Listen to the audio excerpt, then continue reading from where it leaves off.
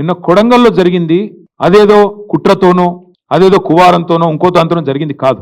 ఈ ముఖ్యమంత్రి యొక్క అనాలోచిత మూర్ఖ తుగ్లక్ విధానాల వల్లనే ఇవాళ ఒక్క కొడంగల్లో కాదు, మొన్న సంగారెడ్డి జిల్లా న్యాల్కల్ అక్కడ కూడా గొడవ జరిగింది. అక్కడ కూడా రైతులు మా భూములు ఇవ్వమని చెప్పి రోడ్డు ఎక్కినారు.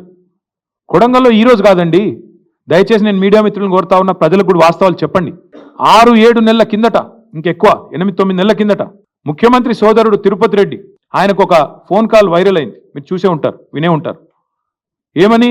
ఒక రైతు ఫోన్ చేసి తిరుపతి రెడ్డి గారిని అడుగుతున్నాడు, మేము ఎందుకు ఇవ్వాలా మా భూములు, ఇవ్వకపోతే ఏం చేస్తుంది ప్రభుత్వం అని గట్టిగా అడిగితే, తన్ని తీసుకుంటాం ఆయన అన్నమాట, తన్ని తీసుకుంటాం నా కొడక అని మాట్లాడినాడు ఆయన. ఉంది, వైరల్ ఉంది, ఆ వీడియో ఆడియో తీయండి, తప్పకుండా వినండి. అంటే ఇది 6-7-8 నెలల నుంచి నడుస్తున్న కథ, రగులుతోంది కొడంగల్. మధ్యలో రైతులు ఒక్కసారి కాదు, అన్ని పార్టీల దగ్గర పోయినారు. మా కాడికి కూడా వచ్చినారు, ఇక్కడనే నా దగ్గర కూడా వచ్చి నన్ను కూడా కలిశారు. తర్వాత బీజేపీ ఆఫీస్కి పోయినారు, అందరి దగ్గర పోయినారు, ముఖ్యమంత్రి గారిని కూడా కలిసినారు. కలిసి చెప్పినారు, సార్ ఇది మంచిది కాదు, విరమించుకోండి. మొత్తం లంబాడ రైతులు, అక్కడ గిరిజన రైతులు, గిరిపుత్రులు, వాళ్ళందరూ పోయి అడిగినారు.